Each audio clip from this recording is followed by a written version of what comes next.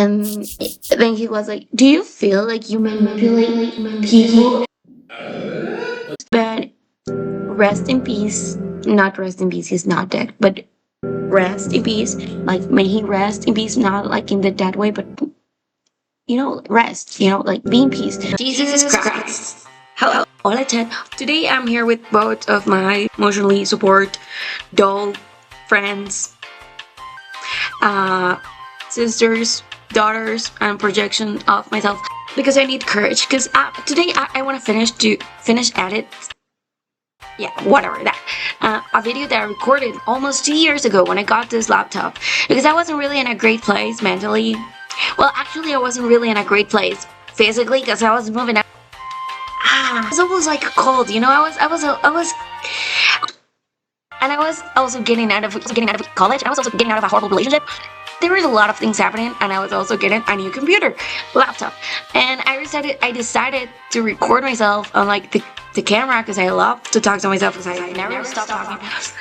And I never did anything about it. So this is a story about me kind of going insane. I sound psycho because I am. Here it is. Hello, goodbye. Enjoy it or not. One time I was with like the school psychologist or some shit like that, and they were asking me like basic questions, regular questions, like the thing they ask every guy and girl and they and the school, and they're like, what was your happiest moment? What was your most romantic moment? What was like, do you like to eat? Do you all these weird questions? And I was like telling my life story, not my life story, but like the questions that were being asked. Like they asked me, what's the happiest time you can like recall in your memory? And I was like, when I didn't do anything and I was on vacations, fresh out of high school, not into college, and I yap on my phone all day and played Fortnite. So I generally think that was one of the happiest years of my life. Against all the other stuff I was dealing with, it was amazing. And, like the saddest part of your life, and I started to explain a little bit of like when I was like actually really sad. I also started talking about like my migraines and how I really don't like to go out and all of that. And it was really funny because like out of the sudden, this freaking guy, like the psychologist, started to burst laughing. Like every time I said something, I was like, "So yeah, like I don't know, my cat died," and and I got really angry and sad about it because I never really knew what happened with my cat. It was like the first cat, and I love cats. And he was like, I was like, "The fuck are you talking about?" And then he was like, like, has anyone ever told you that the way you talk and the way you describe things and the way you tell stories is like really entertaining?" And I was like, I don't know, maybe. He also was like, "You're the first person that smelled." Either he was flirting with me or I'm just that funny. But I choose to. If I had to be really funny and really pretty, I'd rather be really funny and pretty. He was like, "Are you wearing like perfume or something?" And I was like, and it was really hot. It was like a really hot day. So I was like, maybe he's saying like I stink because I was wearing like a sweatshirt or something like like with sleeves, and I was like, maybe I'm sweating and I just smell rancid. Maybe I'm smelling like the worst ever. I came back cool and I was like, why? Why do you ask that? And he was like, no, I don't mean it like in that way. Babe. He did not say babe. He said, no, I don't mean it like in a bad way. I say it because you're like the first person that comes like into the office and actually smells good. And I was like, but I actually do believe that's true because my school is kind of pretty known for not smelling the best. It's actually kind of known for smelling. Let that sink in. And I was like, oh wow, thank you. And then we like started talking like friends. And I was like, oh my god, I would love to see you back. Like, not in that way, but I would love to see you around. I kept talking and talking about how my migraines were like a recurrent problem in my daily life, and I don't do a lot of stuff because of my migraines. But it kind of sounded like the punchline because I keep repeating it so much.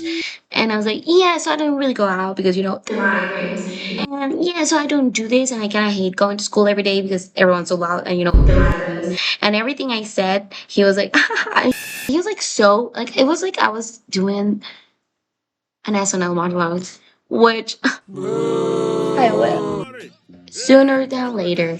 And he was like, no, it's just that you're really like funny, and like the way you say things and the way you communicate, it's like really special. And I was like, and then he said something. I didn't say I know. I was like, oh well, thank you. I was actually really shy with him because I was really confused. And then he was like, do you feel like you manipulate people? I do express myself with my face a lot, so I probably made like a really funny face, and he kind of laughed. I did like, I don't know what the hell I did, but I did something like, I don't know. And he was like, what do you mean? Like, I don't know. Like, oh, you don't know. And I was like, I don't know, bitch. I don't have anyone around to manipulate. Do you say it because I'm manipulating you? Do you feel like I'm manipulating you? Do you feel like I'm so, um, maybe I'm not being manipulative? I kind of have dyslexia and I confuse words in every language. Maybe I'm not someone who manipulates. Maybe you're just a submissive bitch. And yeah, I don't know why I'm talking about this, but it's like really weird that that happened. And it has always stayed in my mind how I make that, like, the psychologist laugh so much. And then it was kind of sucked because I actually liked him, and I actually kind of needed someone to talk to. So I was like, he likes me, he says I'm great, and or maybe that was like his way of getting things from me. But I was like an hour on the office, and everyone was there like for 30 minutes, and I was like almost an hour there. And when I came back to the class, everyone was like, oh my god, what took you so long? Did I took so long? Maybe he just thinks I'm funny. Maybe he's just a guy that wants to talk with me. Have you ever thought about it? Still to this day, I don't know what his intentions were. I don't think he had bad intentions, but I do think there was something weird going on there. And I think this weird thing was that he didn't like the students. But rest in peace.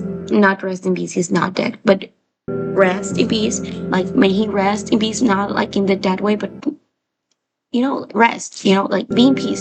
Because he never came back to school after that. We freaking lost him. Never knew what the hell happened to him. So yeah, that was me having a stroke for like 15 minutes straight.